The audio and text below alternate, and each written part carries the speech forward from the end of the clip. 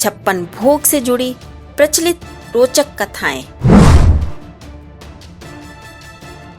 बाल गोपाल किया करते थे 8 पहर भोजन। भगवान श्री कृष्ण 56 गोपियों संग विराजते थे कमल के फूल पर। द्वापर युग में भगवान श्री विष्णु हरि के भगवान श्री कृष्ण के रूप में अवतरित हुए अवतार की लीलाएं 5000 साल से भी अधिक समय व्यतीत होने के बावजूद आज भी प्रचलित हैं। इस धरती पर अवतरित हुए सभी भगवानों और देवी देवताओं में से भगवान श्री कृष्ण को 16 कला संपूर्ण अवतार के तौर पर पूजा जाता है। भगवान श्री कृष्ण के जन्म से लेकर इस धरती से विष्णु लोक में गमन करने वाले सभी पावन स्थल आज भी भक्तों के लिए पूजनीय हैं। वहीं भगवान श्री कृष्ण और 56 भोग व्यंजन का भी एक गूढ़ संबंध जुड़ा हुआ है। श्री कृष्ण को परोसे जाने वाले 56 भोग की एक खास महिमा है। 56 भोग से संबंधित कई रोचक कथाएं भी जुड़ी हैं। आइए आज आपको 56 भोग के बारे में विस्तार से जानकारी देते हैं। बाल गोपाल को दिन में 8 प्रहर भोजन करवाती थी माता यशोदा। बाल गोपाल की बचपन की लीलाएं भी न्यारी थी। बाल गोपाल बचपन में अधिक भूख लगने के कारण जल्दी ही विचलित हो जाते थे। इसी कारण माता यशोदा अपने लाडले बाल गोपाल को एक दिन में 8 पहर भोजन करवाती थी। एक बार जब श्री कृष्ण ने गोवर्धन पर्वत का पूजन करने का अपना प्रस्ताव गांव वासियों के समक्ष रखा तो इंद्रदेव इस बात से गुस्से हो गए और गुस्से में आकर उन्होंने घनघोर बरसात शुरू कर दी।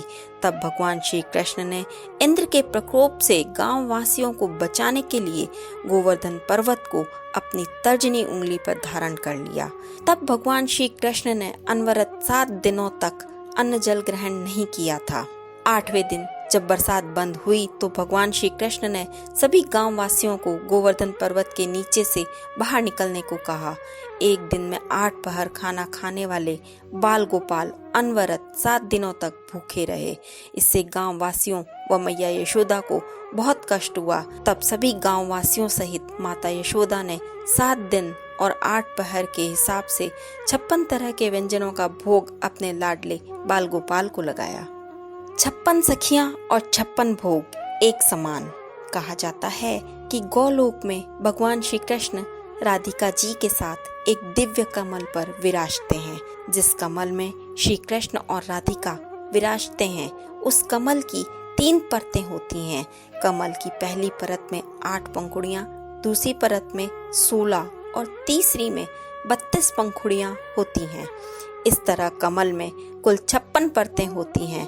प्रत्येक पंखुड़ी पर एक एक सखी और मध्य में भगवान स्वयं विराजमान रहते हैं। कहा जाता है कि जिस तरह से कमल की 56 पंखुड़ियां पर 56 सखियां विराजमान रहती हैं, उसी तरह से 56 भोग से भगवान श्री कृष्ण भी अपनी 56 सखियों संग तृप्त होते हैं। गोपियों ने श्री कृष्ण को भेंट किए थे 56 भोग। जब गोपियों ने भगवान श्री कृष्ण को अपने पति के रूप में पाने के लिए तपस्या शुरू की, गोपियों ने एक माह तक यमुना में भोर में स्नान किया।